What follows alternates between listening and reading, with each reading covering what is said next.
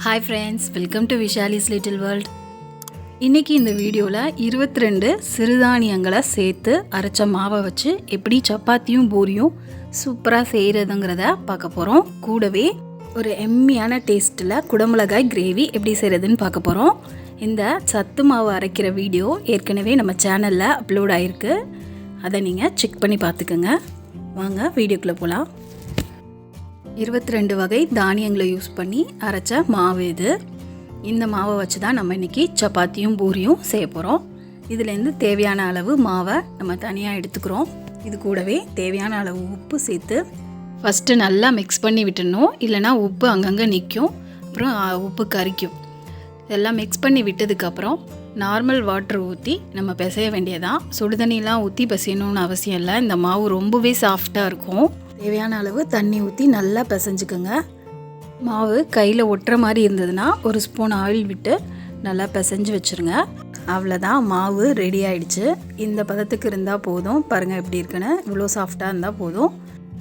இந்த மாவு ரொம்ப ஊறணும்னு அவசியம் இல்லை. ஒரு 5 to 10 மினிட்ஸ் ஊறினா போதும். சப்பாத்தி நம்ம போட்டுடலாம்.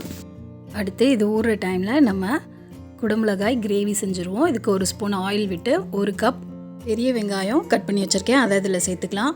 8 முந்திரி பருப்பு, 1 ஸ்பூன் சோம்பு, 1 ஸ்பூன் எள்ளு, 1/2 ஸ்பூன் கசகசா, இதெல்லாம் சேர்த்து நல்லா வதக்கி விடுங்க.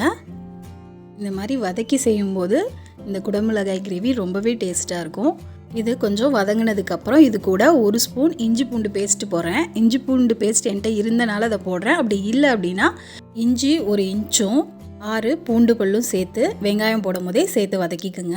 இஞ்சி பூண்டு பேஸ்ட் வதங்கினதுக்கப்புறம் இது கூட 1/4 மூடி ஃப்ரெஷ்ஷான கோகனட் சேர்த்துருக்கேன். இதையும் சேர்த்து நல்லா வதக்குனதுக்கப்புறம் நல்லா நைஸாக அரைச்சி எடுத்துகிட்டு வந்துடலாம். இது இருக்கட்டும். அடுத்து கடாயில் 1 ஸ்பூன் ஆயில் விட்டு ஆயில் சூடானதுக்கப்புறம் 1 ஸ்பூன் ஜீரகம் சேர்த்து கருவேப்பிலை சேர்த்து தாளித்ததுக்கப்புறம் 1 கப் பெரிய வெங்காயம் கட் பண்ணி வச்சுருக்கேன், அதையும் இதில் சேர்த்து நல்லா வதக்கிடுவோம். வெங்காயம் வதங்கினதுக்கப்புறம் 2 தக்காளி பேஸ்ட் பண்ணி வச்சுருக்கேன், அதையும் இதில் சேர்த்துக்கலாம். இது கூட கொஞ்சமாக உப்பு சேர்த்து வதக்குங்க, சீக்கிரம் வதங்கிடும். தக்காளி பச்சை வாசனை போனதுக்கப்புறம் 1/4 ஸ்பூன் மஞ்சள் தூள், 1 ஸ்பூன் மிளகாய் தூள், 1/2 ஸ்பூன் குழம்பு மல்லித்தூள் சேர்த்து நல்லா வதக்கி விடுங்க. இது ஒரு 5 நிமிஷம் எண்ணெயிலே வதங்கட்டும். தண்ணி இப்போ சேர்க்க வேணாம். ஒரு 5 நிமிஷம் எண்ணெயில் வதங்கினதுக்கு அப்புறமா தேவையான அளவு தண்ணி சேர்த்து கொஞ்சம் கொதிக்க விடுங்க. 5 நிமிஷம் நல்லா கொதித்து எண்ணெய் பிரிஞ்சு வந்ததுக்கு அப்புறமா நம்ம அரைச்சி வச்ச அந்த தேங்காய் முந்திரி பேஸ்ட்டை இதில் சேர்த்துக்கலாம். முந்திரி உங்கள்கிட்ட இல்லைன்னா 1/2 ஸ்பூன் பொட்டுக்கல்லை இது கூட சேர்த்துக்கலாம். நல்லா மிக்ஸ் பண்ணி விடுங்க. இந்த டைமில் கிரேவிக்கு எவ்வளோ தண்ணி தேவையோ அந்த அளவுக்கு நீங்கள் பார்த்து ஊற்றிக்கோங்க. நான் கொஞ்சம் திக்காக தான் வைக்க போகிறேன். உங்களுக்கு கொஞ்சம் தண்ணியாக வேணும்னா இன்னும் கொஞ்சம் கூட கூடுதலாக தண்ணி சேர்த்துக்கோங்க. முந்திரி தேங்காயெல்லாம் போட்டதுக்கப்புறம் இது கொஞ்சம் திக்னஸாக இருக்கும், அதனால் கொதிக்கும் போது மேலே தெரிக்கும். அதனால் மூடி போட்டு ஒரு 5 நிமிஷம் இதை நம்ம வேக விடுவோம். 5 நிமிஷத்துக்கு அப்புறம் பாருங்கள் எப்படி நல்லா எண்ணெய் பிரிஞ்சு வந்துருச்சுன்னு. இந்த மாதிரி எண்ணெய் பிரிஞ்சு நல்லா தளதலான்னு வந்ததுக்கப்புறம் தான் நம்ம குடமிளகா சேர்க்க போகிறோம். அப்போ சேர்க்கும்போது தான் கிரேவி நல்ல டேஸ்ட்டாக இருக்கும். குடமிளகாவை நல்லா கட் பண்ணி வச்சுருக்கேன், 2 மிளகா. இதை இது கூட சேர்த்துக்கலாம். இதை ரொம்ப வேக விட வேணாம். குடமிளகா ரொம்ப வேக விட்டோம்னா நல்லாவே இருக்காது. ஒரு 3 மினிட்ஸ் குக் பண்ணுங்கள், அப்போ தான் நல்லா க்ரன்ச்சியாக இருக்கும். இது கூடவே கொத்தமல்லி தூவி சப்பாத்திக்கு வச்சு சாப்பிட்டு பாருங்கள், செம்ம டேஸ்ட்டாக இருக்கும். குடமிளகாய் கிரேவி ரெடி. அடுத்து நம்ம சிறுதானிய மாவில் சப்பாத்திக்கு பிசைஞ்சு வச்சுருந்தோம் இல்லையா, நல்லா ஊறிடுச்சு. இப்போ நம்ம சின்ன சின்ன பால்ஸாக உருட்டி எடுத்துட்டு இதுக்கப்புறம் நம்ம சப்பாத்திக்கு தேய்ச்சி எடுத்துடலாம். மாவு ரொம்பவே சாஃப்டாக இருக்கும், பார்த்து ஜென்டிலாக தேய்ங்க. இது நார்மல் சப்பாத்தி மாவு மாதிரி நம்மளால் டக்குன்னு ரவுண்டாக தேய்க்க முடியாது. இது தேய்ச்சதுக்கப்புறம் நமக்கு ரவுண்டாக வரணும் அப்படின்னா டிஃபன் பாக்ஸ் மூடியை வச்சு இந்த மாதிரி கட் பண்ணி எடுத்தோன்னா அழகாக ரவுண்டாக சப்பாத்தி ரெடி ஆகிடும். இது மாதிரி தோசைக்கல்லில் போட்டு கொஞ்சமாக ஆயில் விட்டு 2 சைடும் வேக விட்டு எடுங்க. நல்லாவே இருக்கும். ஆர்டினரி சப்பாத்தியை விட இந்த சப்பாத்தி ரொம்பவே டேஸ்டியாக இருக்கும்.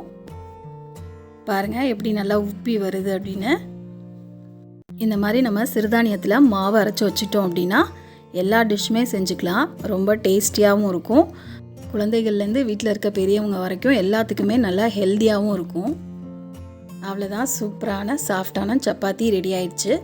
நம்ம இந்த குடமிளகாய் கிரேவியோட இதை சர்வ் பண்ணிடலாம். இந்த சப்பாத்திக்கும் இந்த கிரேவிக்கும் ரொம்பவே டேஸ்ட்டாக இருந்தது, அட்டகாசமாக போச்சு. பாருங்கள் சப்பாத்தி எவ்வளோ சாஃப்டாக இருக்குன்னு.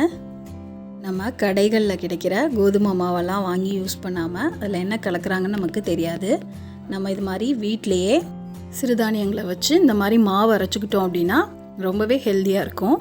இந்த மாவு 22 வகை சிறுதானியங்களை வச்சு நான் அரைச்சிருக்கேன். இந்த வீடியோ நம்ம சேனலில் இருக்குது, தேவைப்படுறவங்க செக் பண்ணி பார்த்துக்கோங்க. அடுத்து இதே மாவில் நம்ம பூரியும் எப்படி சுடுறதுன்னு பார்த்துடலாம். பூரிக்கு நம்ம மாவு கொஞ்சம் தடிமனாக தேய்க்கணும். ஆயில் சூடானதுக்கப்புறம் பூரியை உள்ளார சேர்த்துடலாம். பாருங்கள் எப்படி நல்லா புசு புசுன்னு உப்பி வருதுன்னு. நல்லா 2 சைடும் பெரட்டி விட்டு எடுங்க. அவ்வளோதான், சூப்பரான பூரி ரெடி. இந்த சிறுதானிய மாவை வச்சு இன்னும் நிறைய ரெசிபிஸ் செய்யலாம். ஒவ்வொரு வீடியோவாக நம்ம சேனலில் அப்லோட் பண்ணுறேன். நம்ம சேனலை சப்ஸ்கிரைப் பண்ணி வச்சுக்கோங்க. குழந்தைங்களுக்கு ரொம்ப பிடிச்ச பூரி சூப்பராக ரெடி ஆயிடுச்சு. இதையும் அந்த குடமிளகா கிரேவியோடையே சர்வ் பண்ணிடலாம். வீடியோ பிடிச்சிருந்துச்சுன்னா லைக் கொடுத்துருங்க.